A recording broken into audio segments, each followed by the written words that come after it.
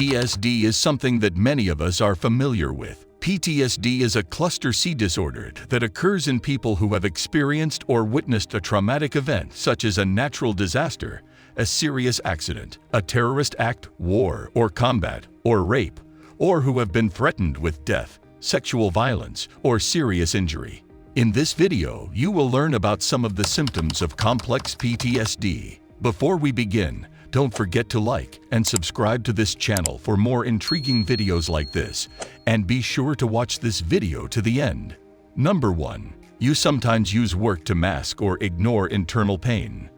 Similarly, work and routine can be a haven for someone suffering from CPTSD. Work is frequently used as a deterrent to any sense of impending doom. It is sometimes used as a form of validation. Work provides structure as well as the chance to feel valuable. However, linking your worth to your work can have negative consequences because one slip-up, such as someone failing to validate what you do, can cause you to doubt your worth. Number 2. You have intrusive thoughts or flashbacks. Intrusive thoughts and emotional flashbacks are very real symptoms of CPTSD. These cognitive changes can last anywhere from a few seconds to hours and are as upsetting as the trauma itself. Though intrusive thoughts and flashbacks nag at a survivor's mind, they are not the same. Intrusive thoughts are frequently unintentional, whereas flashbacks are triggered. Intrusive thoughts can take the form of an image, idea, or fantasy of self-harm. These thoughts are extremely distressing and can keep you awake for hours. Flashbacks are usually triggered by something directly or indirectly related to the trauma. Working with a therapist may help you deal with these symptoms more effectively. With therapy, you will learn tools to help you recognize and change your thoughts. Number 3. You experience disassociation.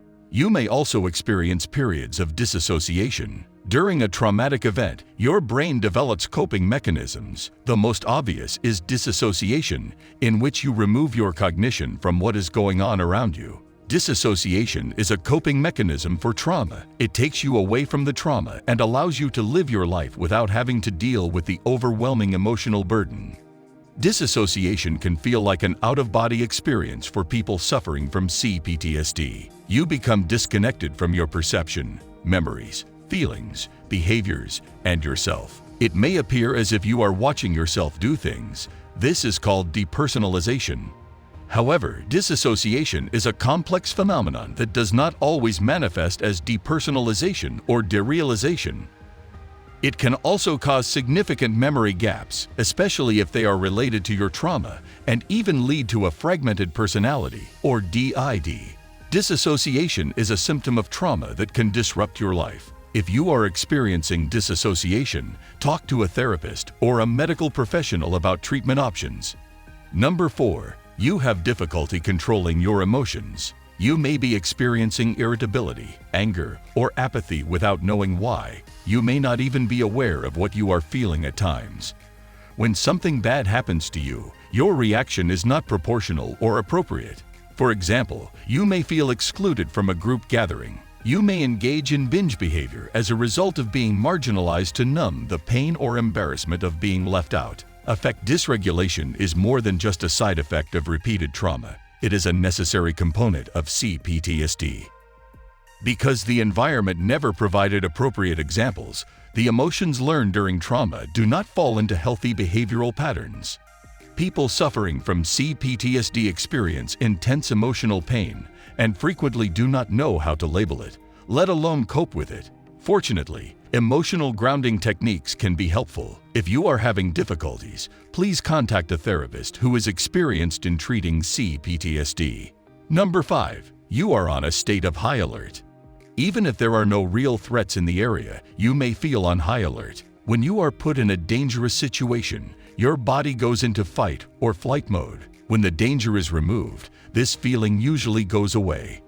The danger never truly leaves someone suffering from PTSD or CPTSD. Your body continues to believe it is in danger. Your guarded demeanor may be exacerbated at times if you have a flashback. Number 6. You have an alarmingly negative self-image. Your self-worth and image will suffer as a result of prolonged trauma. During childhood and early adolescence, we begin to develop our sense of self. However, if you experienced trauma during that period, your development was hampered.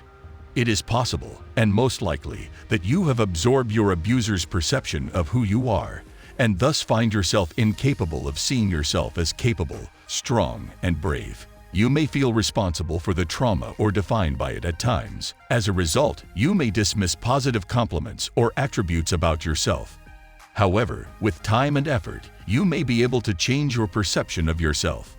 Number 7. You are attracted to bad relationships. Falling into toxic relationships is one of the consequences of low self-esteem and self-worth. You may be aware that engaging in a relationship is unhealthy, but you do so anyway.